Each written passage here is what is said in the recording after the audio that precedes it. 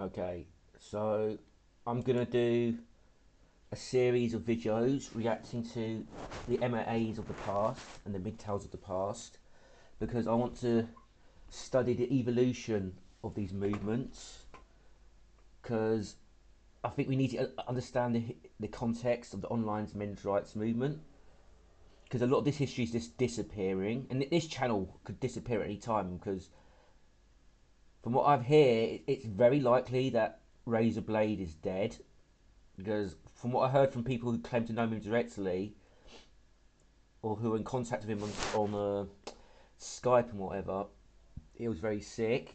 But that could be complete bullshit. Who knows? He could still be alive and just given up. Could have died of old age. Who knows how old he was, how young he was, right? But anyway, he's gone. He doesn't maintain his channel anymore. There could be videos already down, or I just don't know. Okay, so yeah, let's just get on with it. So this is his first anti-feminist video, RazorBladeKandy2's, and let's see how he evolves until the end of his channel. So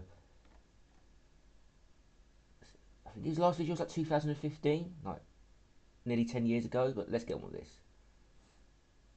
This is a response to a video by Tooltime9901, entitled Feminism the New Enemy. Forgive my use of a text-to-speech program. Due to a medical condition which may or may not be permanent, I am unable to physically speak. To Tooltime.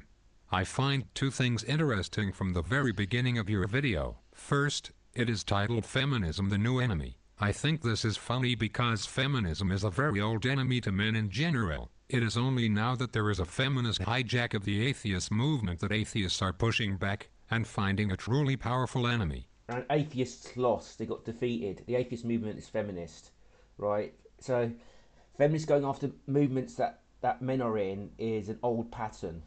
Okay, this has been going on for years. The culture war is just a new phase of feminist infiltration. Feminists occupy male spaces and they destroy them for political reasons and out of sadism and spite. The second thing is that you compare the pushback against feminism as a Red Scare, a communism reference. I think it is funny considering the major influence communism had on the early feminists of the 1800s. Okay, that's alright. I don't think he did. And the hijacking of the environmentalist movement by both communists and feminists. Again, the history of feminism's relationship with communism is an interesting one. Not really, no. To be honest, like feminists are, most communists are feminists, but most feminists are not communists, right? Communists are too friendly to feminists. They're a feminist movement, unfortunately, even though their theory should be antithetical to feminism. They're not really compatible. There's a contradiction, but Marxists don't really care about the contradiction because they're female supremacists and they're feminists, right? But their relationship's not really that interesting because it's typical male nature. Like right-wingers are feminists, left-wingers are feminists, capitalists are feminists. Capitalism is feminism, feminism is capitalism. But that is a subject for a different day. Many atheists believe the feminist hijacking began with Rebecca Watson and Elevator Gate, which led to a skeptic crowd versus Richard Dawkins, which caused the divide in atheism. Richard Dawkins was an anti-feminist, right? Okay, he was very milquetoast in his resistance, and he didn't really resist, so the feminists won. But you're not prepared to call the feminists out, right? Or just laugh at them, or just say, oh, they're just liberals, or they're just SJWs, or they're just woke. You're not prepared to name the problem, you never defeat them, okay? It was just the moment the takeover became noticed, a bit like a disease that reproduces in your body. It might be there for a long time before you actually notice the symptoms. When you notice the symptoms, it's because you've been ignoring the feminist problem for too long. Once feminists gain gatekeeping positions in the movement, right, positions of power, it's too late.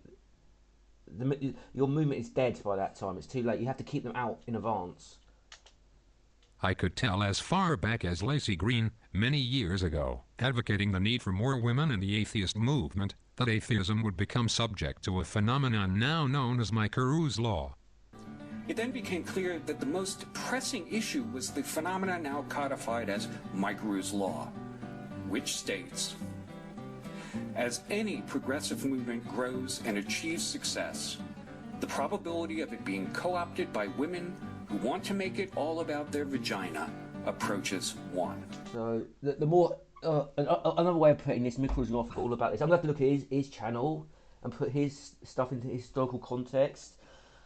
Okay, now the thing is, the more high status, the more prominent a movement is, the more famous a movement is, the more women want to hijack it as well. Okay, yes, and a feminist tried to hijack all movements, including right-wing ones. But the thing is, it depends on the right-wing movement. The more kooky ones, they just sort of stay out of because it's seen as low status and icky, so they don't really want to co-opt them. But for the most part, they co-opt right-wing politics as well. There's a reason why Trump was pandering to female narcissism in this election, and this is why in the first election, Trump said women are the superior sex, and he pays them more for the same work as men. Right? He's proudly boasting that. That's been memory hold, by the way. I can't seem to find that on Google for some weird reason, but he did say it. Barbarossa's old blog talked about it, but he took that fucking blog down as well. The history of the men's rights movement just disappears. It just disappears down the memory hole. So a lot of progress we make in our theories, even flawed theories that are making progress, like gaining understanding that have some merit to them but need improvement, is progress. But we lose all our progress. We just lose all the progress because like, the new people come in, they don't learn from the progress because they're not aware of it. Okay, the information it's going to be worse with AI, feminist internet because they're just going to suppress all the information even more. Okay. Remember the two-tier justice system, income inequality, and the banking and mortgage crisis? Maybe you do, but they didn't. The most pressing problem at Occupy in Vancouver, according to articles published by Sasha Wiley-Shaw, is, not surprisingly, misogyny and slut-shaming. Yes, feminism takes over progressive movements, like working class movements. It's an old pattern. There's a reason why feminism is compatible with imperialism and capitalism. There's a reason why two feminist, blatantly, all Western governments are feminist, but the two most blatantly feminist governments, Finland and Sweden, joined NATO. Okay, and Finland's got a male-only draft, and they don't want to get rid of it, but they joined NATO, putting men at risk in Sweden. Right? It's an old pattern. Seriously. One homeless guy at Occupy DC got into a snit because he had helped tarp over a bunch of tents, but was now going to be evicted because a group of women decided that this was going to be a women's space. And after he did his part, and thanks so much, his presence was no longer desired. So that's women marginalising homeless men, basically. So he works on the tents for them, and the psychopaths boot him out and marginalise him. And that looks snowing as well. The psychopaths, the complete psychopaths, yeah? This is female social dominance in play. I'm glad I'm watching this, right? This is very important. I can only assume he was supposed to throw himself under a nice, warm bus. You probably already know that the more he complained about that injustice, the more he was a threat. That was just one example of what was a form of vaginal eminent domain. Female social dominance. It has a cringe rate. You talk about if I have female body parts is cringe. The term pussy parts is cringe. Just call it female social dominance, right? It's female social dominance, and it's sadism. One of the parts of being an in-group, one of the joys of being an in-group is to exclude. It's part of the sadism. It's done for the sake of it, basically. Exclusion for the sake of sadism. I was aware of this law before it was codified, and interestingly enough it was truly cemented the first time I heard of this woman, Rebecca Watson. I was unaware that Rebecca was part of the atheist movement at the time. I first heard about Rebecca when I seen her on a live broadcast science show. It was called the Dr. Kiki Science Chat. I was a fan of this woman, Dr. Kiki, a neuroscientist that would broadcast via streaming media and talk about science, and often interview other scientists. I watched all of her streaming broadcasts, and enjoyed participating in the discussion. After Dr. Kiki had her baby, she would often do her broadcasts and not have a babysitter, and the audience would be forced to listen to her baby act up and get fussy. There are times he would get so fussy and scream so loud that Dr. Kiki would end the show, even with her baby boy screaming and throwing a fuss, his head about 2 feet from the microphone. I was still willing to watch her show and participate. The day she interviewed Rebecca Watson, I quit watching after only 15 or 20 minutes. Watson's non-stop talk about the importance of women in science. There's no importance of women in science, right? Women don't earn or achieve as much as men, okay? So it's narcissism to demand you get praise for just existing in a field. That's female narcissism right there. Women in skepticism, women in this, women in that, women, women, women, was driving me out of my mind. Yeah, it used to drive me out of my fucking mind as well, right? The thing, it still pisses me off because people enable this bullshit. I could think is this a science chat or a women's study group? Sure. Well, I started skeptic.org, which is a site that's all about science and skepticism and feminism and You can't be a skeptic and a feminist. That's a contradiction. snarkiness. And We like the snarkiness. yeah, it helps the science go down. So yeah, and I'm not alone there. I have about a dozen fantastic writers, all of whom are women, except for we have one token man, because otherwise They're fucking proud of this, excluding men. it would have looked sexist, you know. Right. What, only women on Skepchick? Yeah, Yeah, you know, yeah. we got some criticisms, so Yeah. we thought we'd add my friend Sam, who's fantastic. I oversee all of that. And then I'm on a podcast, The Skeptic's Guide to the Universe, Yes. which I do with all men for a bit of a change. She's not, because men are willing to invite women into the spaces no matter what. Hmm. There seem to be more.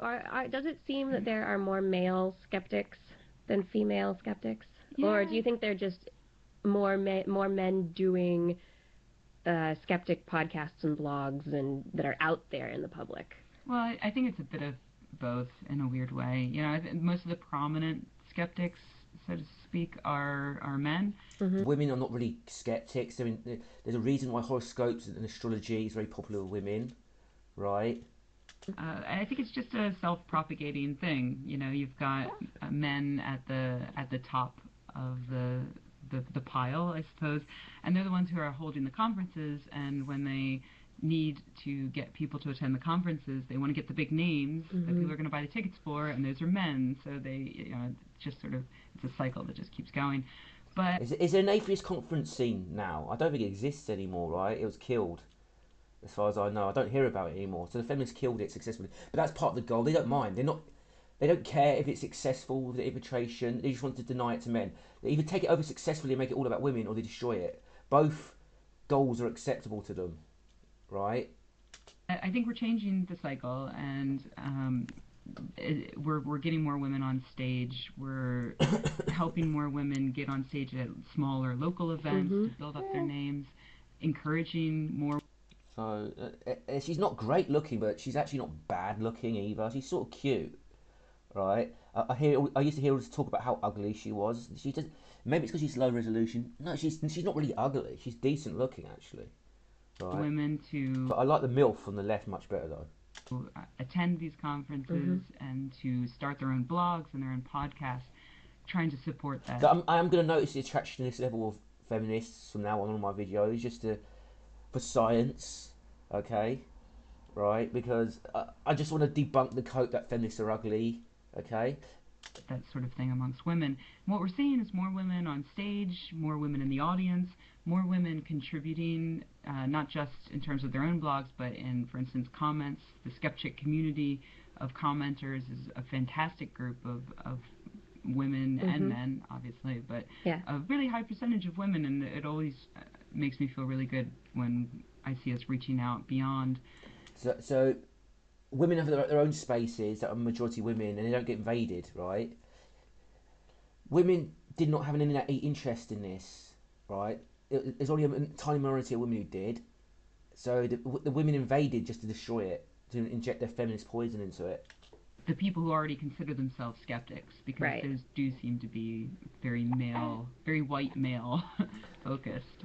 I got fed up with her feminist horseshit, and for the first time ever, I closed my browser and skipped watching an episode of Dr. Kiki's show. That's right. I would rather spend an hour listening to a fussy newborn scream into a microphone while I had a headache than to listen to Rebecca Watson run her mouth for 15 minutes. I just think it's actually very disrespectful. It's female supremacist, and it's actually part female social dominance, high social dominance aggression, okay? Because they're being a bother on purpose, right? Oh, I'm going to introduce my son as me fussy, it's going to ruin the podcast, and you can't complain because I'm a mother. This is my son. I get to do this, right? Like, she could have got a husband to babysit for the hour or so, okay? Or got a babysitter, yeah? Okay. Told myself that Rebecca Watson and others like her are like a cancer to science. A few months later came Elevator Gate. Like Wikipedia's ruined, for example. And that's when I realized Rebecca Watson and others like her are a cancer to every damn thing they become a part of. Steadily emerging for quite some time now online, identifies externally feminism as the enemy, and within the ranks of YouTube atheists, feminism is being viewed by many people as an internal enemy in a kind of Red Scare scenario where feminist infiltrators must be rooted out before they corrupt and poison atheism. Yes, absolutely correct. I believe feminist infiltrators must be weeded out of not only the atheist movement, but every other political, social, and cultural movement they have infiltrated and poisoned. Feminists have hijacked and piggybacked every movement that begins to gain grounds. Even things which are not movements in any political sense have been infiltrated and hijacked by feminists. The video game industry. Welcome to our multi-part video series exploring the roles and representations of women in video games. The damage is really being felt now, okay, but they infiltrated like over a decade ago, and there was the Gamergate war, okay, in which Gamergate lost, right? And there's Kotaku in action and a bunch of right-wing losers.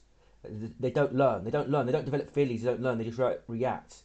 They go, feminists upset, feminists you mad, bro. That's what they fucking do. Leftist this. Leftist that. Crystal is given a skimpier, more sexualized outfit. And yes, that is cheesy saxophone music playing to make sure it's crystal clear that she is now an object of desire, even while in suspended animation. Comic-Con. As a kid, American comics put me off for a long time. I watched anime and read manga, but I wouldn't touch most American comics about women. Because American comics were for boys. The romance comics died off in the 50s for whatever reason. I think the comic code authority really damaged romance comics. Romance comics actually used to be very good selling, one of the sellers. Then it was no longer market hit for it with the comic codes authority because it was neutered. Okay. It doesn't matter if it's for boys. Only the boys comic market really survives, right? If it's for boys or males and it doesn't appeal to you, it doesn't matter then, does it? The market for stuff that appeals to women, that's fine. Okay. The way they were posed, the way they were dressed, the overabundance of breasts and ass, it all served to make me avert my eyes and slouch away. No, bitch. Hold up, you hypocritical bitch. How comes women's magazines are full of sexy women? How comes romance novels are full of sexy women on the covers, right? You like sexy women when it's for females only to look at, right? Like you want to... lesbian women or bisexual women want to fantasize over sexy women, or the women who are straight want to fantasize that they're the sexy women depicted in an image. But as soon as the thought of a man looking at it, you get angry and upset. It shows you how much you hate men. You're scum. It's a level of control freakery that's unbelievable. You're scum, whoever this bitch is. Different section of the bookstore. Sexism in comics may seem like an inconsequential topic, something It's not sexism in comics, is it? It's just what appeals to men. Handwave about. Because of course comics are sexist, right? They're basically just skin mags for nerds is what you're thinking. DEF CON. In fact... No. Skin mags for anyone is not sexist. Men enjoying women is not sexist. You should watch this entire video by politically incorrect comedian Ramspol called Creeper Cards, all about the feminist assault on... Ramspol is a white nationalist racist. He's not a comedian. DEF CON. I also think his video is hilariously entertaining. So I guess every year in Las Vegas there's a DEF CON conference. That's where the hackers of the world get together and talk about their geeky hacking. And feminists hate these conferences because they say they're almost all male, and that pisses them off. Well, men are not allowed to exist in their own spaces as men, obviously. This is a sadism of feminism, right? And men are still not pushing back. This is a theme not just with hackers, but all of technology and science, like engineers. Feminists now complain that there's too many men. It's the only space left where there's men in it, and they're saying there's too many. But one of these girls that attended this DEF CON conference, instead of coming up with a great new hacking algorithm, she came up with color-coded cards. She advocates that all females that should attend any technical conference should carry a red, yellow, and green card. And what happens if a man should come up and talk to you after he talks to you, you give him a card. And if he should say something that's like somewhat inappropriate, like, hey, you have nice tits, you give him a yellow card that says, you've been warned that what you said is inappropriate and this won't be tolerated. I'll link to it on my website so you can see the cards you can buy. I like that girl's idea, and I think that's just to disparage men in their own spaces, right? It's very disrespectful. guys should be able to do that. We should make our own creeper cards, or I call them a feminist card that we can give women. So this is my idea. What do you guys think? Would you buy something like this? Right. Is this channel still up? No idea. When feminists infiltrate a movement, they use the same strategy, because it works. And that strategy looks something like this. 1. Claim there is a need for more women. 2. Claim that the women who are in the movement are being sexually harassed, claiming it's an epidemic, and demand zero-tolerance policies and protection. Give lectures on the need to make the women safe. 3. Wait until some men with a spine stand up to their BS, and then they can claim they are being attacked for being female and voicing their opinion, and how this is a perfect example of oppression, patriarchy, rape culture, etc. Circular logic. So, basically, if you disagree with them, it's proof of their claims. Oh, there's misogyny against women, you disagree with it, that's proof of misogyny. Circular logic. This will lead to nearly all the normal women siding with the feminists, and thus Yeah, there's no difference between normal women and feminists. becoming active feminists, which is one of the reasons feminists hijack movements. It's a recruiting method, and because at least half the males of the movement will instinctively start white knighting to save the women folk, the few men who understand this as a bullshit feminist scam will be chased out of the movement. People start to fight amongst themselves, and then eventually the pack starts to form. And you can perceive the pack forming when people fall in line to a certain point of view. And for example, one thing that caught on was, of course, this idea that I believe in equality for women, but I don't believe in feminism, or I wouldn't call myself a feminist. You see people making these statements in which they try and distance themselves from who the group is out to get. Oh, I love how you are painting the men's rights activists like a rabid lynch mob out to hang and burn the witches or the commies. Yeah, no bias there. As for the men's rights movement being a bunch of bullies with their harassment and bullying campaigns, you are either lying or misinterpreting things. He's lying. Okay? Just don't put any good faith on feminists. You don't owe any feminists good faith. I put bad faith intentions on feminists because they're proving themselves to be bad faith, unfortunately. 101% of the time. As for spamming every video they can find that is feminist or anti-men's rights on YouTube, that thing you call spamming is actually called voicing an opinion. And as far as them seeking out such videos, this is a common habit to all niches such as religious fundamentalists, atheists, vegans, feminists, racists, anti-racists, and so on and so forth. Go to a YouTube search looking for religion, and every YouTube video featuring a person preaching God, who does not have comments blocked, will have their channel filled with atheists mocking them. Does this mean that atheists are launching a bully, harassment, and spamming campaign? No, it means they are seeking out an opposing viewpoint, and then arguing the person. Those who stand against feminism are not behaving any different than atheists or any other group of social political activists on YouTube. And we should be able to voice opinion against feminists without getting blocked, right? Okay, because they're a hate movement. The feminists shouldn't even have a platform anyway. They should be deplatformed. Now, to be clear here, I don't have any problem with questioning feminism or being skeptical of feminism or any other point of view or belief. I do not Wrong, he's lying, he does. not believe there is such a thing as an unassailable point of view, that there's one ideology that gets it right. There are no infallible books. There are no infallible philosophies. I totally advocate skepticism. This is just posturing. Well, this is the first segment of your video I actually agree with. Too bad it was meant to lead into this next bit of bullshit. But what I don't see here is anything resembling an informed discussion on the subject. Things are reduced to groupthink, to cliches, to stereotypes. You claim you don't see anything resembling an informed discussion. I find that to be an interesting statement. Commenters have a 500-character limit. There will never be an informed discussion within those constraints. And considering you read all those comments with those silly mocking voices, you're not going to see any reasonable discussion. Your cognitive bias on this would immediately make even a brilliant argument sound retarded, because this is how you choose to view those who are not agreeing with you. And because he's anti-male as well. This is just disparaging men. Atheism plus is bullshit. Feminism is bullshit. Let's get back to the point, ladies and gentlemen. Feminism criminalizes males of the human species no matter how you look at it. It's just appeal to ridicule right here, yeah. Feminism is ugly women wondering out loud why men don't like them. Cringe comment, but whatever. Rebecca Watson only cares about her own shameful agenda. I support Philip Mason. Okay, that's the video done. Okay, so let's go back. I'm going to cover it. So this is early Razor. So his early videos were actually good. So, yeah. Okay.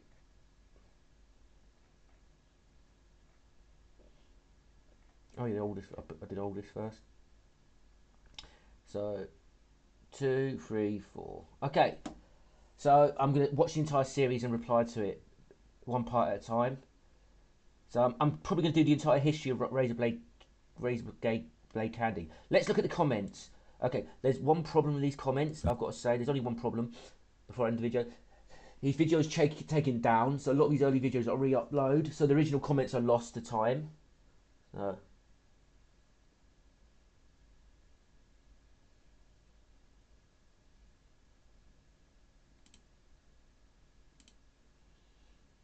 There you go. It's only 4 comments.